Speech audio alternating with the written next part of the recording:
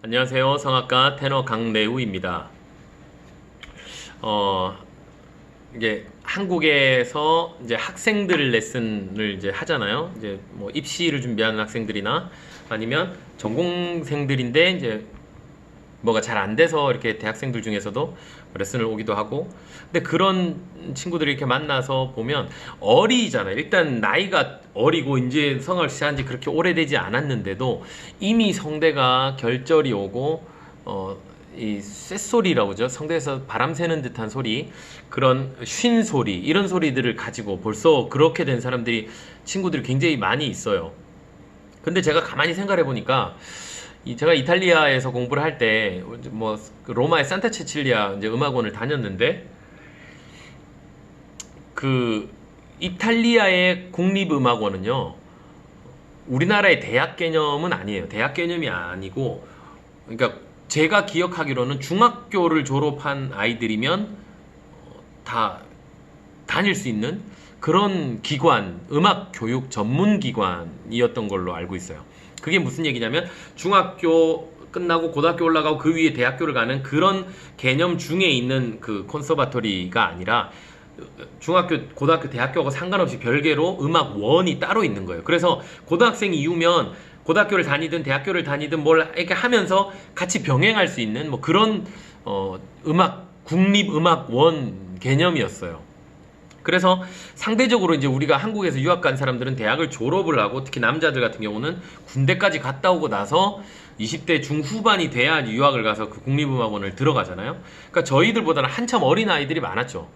이미 10대 아이들이나 20대 초반 아이들 뭐 이런 아이들이 많았는데, 그 친구들을 제가 기억을 했을 때 우리나라에 있는 우리나라의 그 또래 애들, 지금 이제 예고 다니는 친구들, 뭐 이런 예고 다니는 애들은 굉장히 노래를 많이 하잖아요.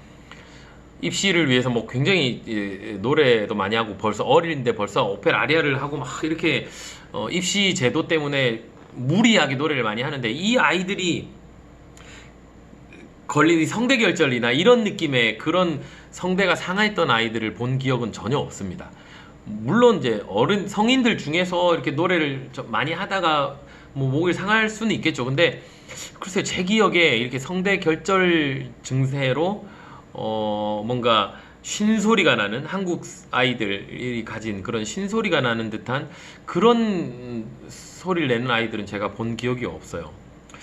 그게 이제 왜 그런지 제가 자꾸 이렇게 분석을 아무래도 좀 하게 되는데, 우리나라 사람들이 가진 이 언어 한국어와 우리나라 이 골격 구조나 이런 것들을 종합을 하면, 우리나라 사람들이 말하듯이 우리나라 사람들 스타일대로 노래를 많이 하다 보면 성대가 좀 상해요. 많이 하다 보면 이게 좀 어떤 왜곡될 게 전달이 될까봐 제가 좀 조심스럽긴 한데, 그냥 우리 언어에 맞는 표현들, 우리 말을 가지고 자꾸 노래를 많이 하면 성대가 조금씩 무리가 가고, 거기다 호흡을 세게 과하게 이렇게 뭔가 풀어내고 이렇게 하다 보면 성대가 좀 상합니다. 근데 그게 잘 개발된 게 판소리나 한국의 창이나 이런 쪽으로 이어지는 것이죠. 우리 왜 시골에 가면 할아버지 할머니들 뭐 이게 막걸리 한 잔 드시고 노래하는 거 들어보면요, 판소리나 이렇게 창이나 이런 거, 옛날 민요나 그 지역 그런 노래들 부르시는 거 이렇게 보면요, 굉장히 잘하시잖아요. 그거 혹시 보신 적이 있으실 거예요. 그냥 그 소울이 있어요. 우리나라의 소울 있잖아요. 그죠? 이 소울이라고 표현하는 게 맞겠습니다. 우리나라의 우리나라 정서, 이 정서가 언어에 그대로 들어가서 그분들이 그냥 이렇게 노동요라고 그러죠. 일하면서 부르는 노래들, 그런 거 그냥 부르면요, 일반인들이 볼 때는 굉장히 이 수준급의 그런 소울 뮤직이 돼요. 그 이해가시죠? 근데 그분들이 뭔가 발성을 배운 것도 아니고 뭘 배운 게 아니에요. 그냥 그 이 삶으로 내 언어와 내가 가진 어떤 정서, 한국인의 소울, 이런 것들이 그대로 삶에서 묻어나서 그냥 나오는 게 음악이 된 거예요. 그게 그 나라의 전통 음악인 거죠. 모든 게 복합적으로 만들어진 결정체, 그게 판소리고 창입니다. 우리나라 음악. 근데 이게 사실 이제 진짜 판소리나 창은 우리나라 이 성대가 좀 상해요.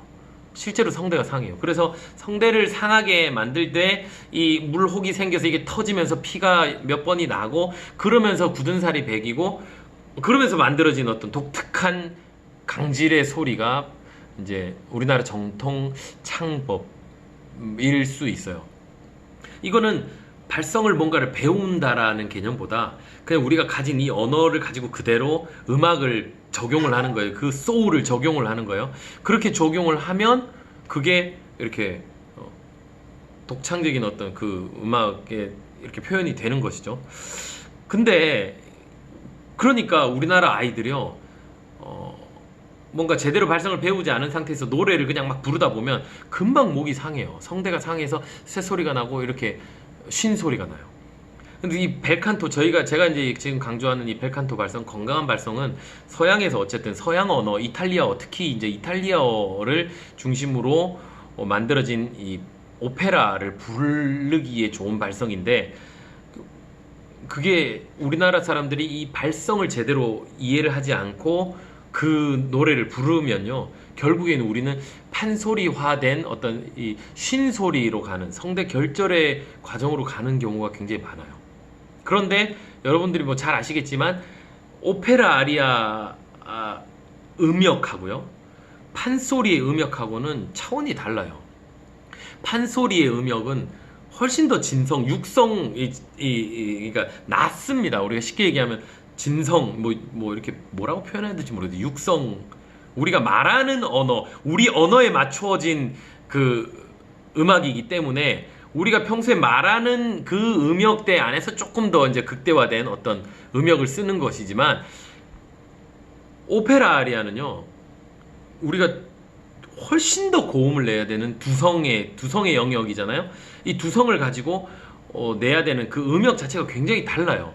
그래서 이런 오페라 아리아를 부르기 위해서는 특별한 발성을 우리가 익혀야 되는 거예요. 이 이탈리아 사람들이 얘기하고 말하고 사용하는 그 발성을 배우고 나서 이 노래를 불러야 되는데, 그렇지 않고 우리가 가진 그대로의 언어, 그대로 소울을 가지고 이 음역대 노래를, 고음이 나는 무리한 곡들을 부르려고 하니까 무리가 갈 수밖에 없는 거죠.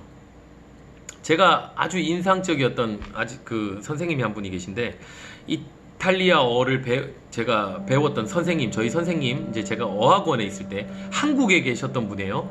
이분이 옛날에 유명하셨던 분이에요. 이제 이름이 지금 기억이 안 나는데, 그 인간극장에도 나왔던 뭐 그런 분이었어요. 그 가족이 이탈리아 가족인데, 이분이 가족들이 전부 다 이제 한국에 와서 한국에서 아주 오랫동안 생활을 하면서 한국어를 정확하게 습득을 하고 한국말 굉장히 잘하셨던 분. 그래서 그 인간극장에도 나오고 그랬던 분인데, 그 이제 딸이 저희 이제 어학원의 선생님이었어요. 근데 막 이탈리아어를 가르치고, 이탈리아어를 할 땐 차오 본조르노 맘마미아 막 이러고, 이제 크리스티나처럼, 소위 말하는 크리스티나처럼 그렇게 이태리어를 막 쓰다가 탁 돌아서서 한국어를 하는데 제가 진짜 소름이 돋았었던 기억이 나요. 딱 돌아서서 그 다른 선생님, 한국 선생님하고 얘기를 하는데 뭐라고 그러냐면, 막 이탈리아어를 할 때는 이태리어스럽게 뭐 브란타 마마마마마마 하다가 딱 돌아서서, 야 어제 싸이월드 봤어? 이렇게 얘기를 하는데, 톤이 완전히 한국어의 발성을 완전히 이해하고 사용하는 사람이었어요. 그러니까 두 개의 언어를 그냥 말만 크리스티나처럼 한국어를 이탈리아 발성으로 하는 정도가 아니라 그냥 한국어를 한국 발성으로 하는 거예요. 그 완전히 다른 사람. 그렇게 돼야지 진짜 그 맛을 내는 거예요. 제가 그분이 그 얘기하는 거, 한국어를 하는 걸 보고, 언어를 할 때 그냥 단순히 우리가 말로 그 단어들을 조합을 해서 그냥 이 말을 하는 것이 중요한 게 아니라, 이 발성을 완전히 바꿔서 하는 게 굉장히 중요하구나. 제가 그때도 굉장히 느꼈거든요. 이게 좀 제가 막 길게 풀어서 얘기를 하는데 이게 이해가 가실지 모르겠어요. 제가 왜 계속 그 이 벨칸토 발성, 건강한 그 사람들의 언어, 이탈리아 사람들이 사용하는 이 발성을 강조를 하는지에 대해서 여러분들 좀 이해를 잘 하셨으면 좋겠어요. 이 언어를 내가 가지게 되면 노래는 우리나라 그 아까 얘기했던 시골의 할아버지 할머니들이 소울을 담은 이 판소리를 하고 민요를 하고 그 노동요를 부르는 것과 마찬가지로 우리는 이탈리아 깐쪼네를 즐길 수 있다는 거예요. 이태리에 가면 뱃사공들이나 뭐 택시 운전사들이나 누구든지 그냥 노래 한 소절 부르면 그게 뭐 대가처럼 들린다라는 게 여기에 있는 겁니다. 이해가 가시죠? 그 사람들이 발성을 배울 필요가 없어요. 발성을 막 전문적으로 배우지 않아도 그냥 자기 언어 그대로 노래를 하면 그게 웬만큼 성악가들 우리가 볼 때는 우와 대단하다 할 정도의 그 성악적인 어떤 그 노래가 나온다라는 거예요. 이 사람들은 조금만 더 훈련을 해주면, 조금만 더 훈련을 해주고 전문적으로 그 음악적인 어떤 테크닉이 들어가면 금방 노래를 잘할 수 있게 되는 가능성이 훨씬 더 많죠. 옛날에 뭐 파바로티도 악보를 읽을 줄 몰랐다고 그러고 뭐 그런 얘기들, 옛날 대가들, 이탈리 대가들은 악보도 못 보고 그런 사람들 많았어요. 그냥 듣고 그대로 따라하고 그랬는데도 자기들 언어이기 때문에 그대로 표현하면 그게 노래가 되는데, 우리나라 진짜 제가 좋은 비유를 했던 것 같아요. 그 우리나라의 그 할아버지 할머니들, 시골의 할아버지 할머니들이 뭐 그냥 이렇게 표현하는 뭐 이리 오느라 뭐 이런 것들 있잖아요. 그런 거를 그냥 이렇게 들어보면 굉장히 소울이 있고 뭔가 수준 있는 깊이 있는 것처럼 좀 느껴진단 말이에요. 그런 것과 마찬가지 개념으로 좀 이해를 하시면 돼요. 그래서 우리는 발성을 배울 필요가 있습니다. 성악을 하겠다라고 한다면 한국적인 성악이 아닌 진짜 우리가 오페라 아리아를 부르고 이탈리아의 깐쪼네를 부르고 이태리에서 하는 그런 성악적인 노래를 하고 싶다면 이태리어라는 어떤 이 발성을 배울 필요가 있어요. 그래서 제가 거기에 가장 핵심은 마스케라입니다. 이탈리아어의 가장 핵심은 마스케라. 이 마스케라를 이해를 하지 않고 그냥 우리에게 익숙한 구강을 가지고 우리가 그 노래를 한다고 하면 우리만의 독특한 음악을 할 수는 있겠죠. 그게 이제 제가 옛날에 바리톤을 했던 뭐 그런 개념인 거예요. 나는 이런 개념들. 나는 숲으로 가진 뭐 저음이어도 이렇게 소리가 발성적으로 잘 모아진 Ciao, buongiorno, che bella cosa, manna tu sole 이런 것들, manna tu sole 그냥 음악을 뭐 세련되게 하지 않더라도 che bella cosa 이게 언어라는 거죠. 언어에서 그대로 멜로디를 조금만 주면 노래가 되는 쑥된 머리 이거 우리에게 익숙한 거예요. 그거는요 이렇게 우리가 말하듯이 하면 그냥 웬만큼 우리가 흉내를 좀 내기에 뭐 할 수 있어요. 흉내를 낼 수 있어요. 저는 전혀 창을 배우지 않았잖아요. 전혀 배우지 않았지만 들어보고 굉장히 뒤에서 우리가 표현하면 조금만 센스가 있으면 따라할 정도? 뭐 그런 것들. 그리고 제가 판소리 그 가르치는 영상들을 이렇게 보면 발성을 가르친다기보다는 그 따라하는 거예요. 따라하는 거. 그러니까 뭐 이렇게 뭐 이런 것들 이런 거를 시범을 보이고 따라하고 이탈리아의 벨칸토 성악도 다 그렇게 했었어요.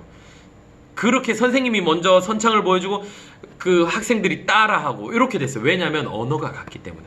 기본적인 언어적인 이 발성 체계가 같기 때문에 선생님이 보여주는 거를 그대로 우리가 따라하면 그게 웬만큼 받아들여진다는 거예요. 그게 도제식 교육이에요. 정확한 도제식 교육. 선생님이 따라하고 흉내내고 선생님이 불러주고 우리가 따라하고 정선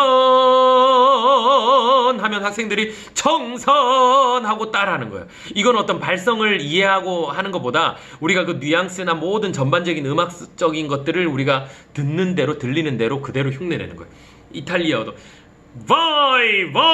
보이 선생님들이 이런 거 막 많이 하시거든요. 저 유명하신 베이스 보날도 자이오티 선생님이 하는 발성 중에 보이 뭐 이렇게 하는 발성이 있어요. 이거는 이탈리아 사람들이 그대로 따라하면 돼요. 보이 하면 그대로 보이가 되는데 우리는 발성체가 좀 다르니까 보이 자꾸 뒤로 가게 되는 좀 그런 것들. 그게 이제 좀 더 발성을 이해를 하고 나서 따라하면 훨씬 더 잘 적용이 되는데 그렇지 않고 그냥 있는 그대로 우리가 들리는 대로만 하다 보면 전혀 다른 쪽으로 우리가 갈 가능성이 많습니다.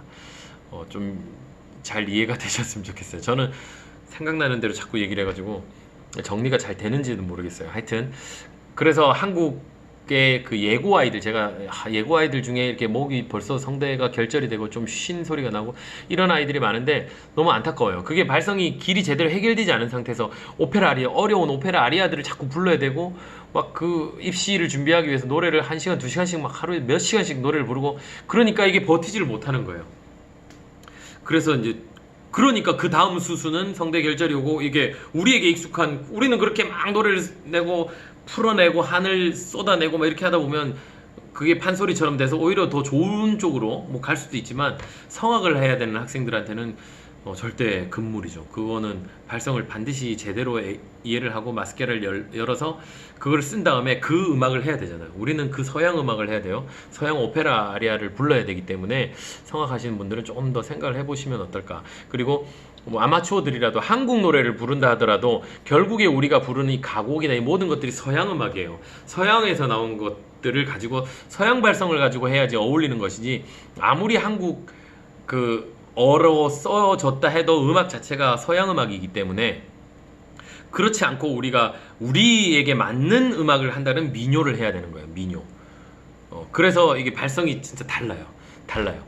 그거를 좀 이해를 하시고 우리는 어쩔 수 없이 서양의 발성을 배워야 되고 그거를 우리에게 먼저 그 우선순위가 거기에 있다. 그거를 위해서 우리는 마스케라가 열려있는 그 열리는 게 너무 중요하다라는 거.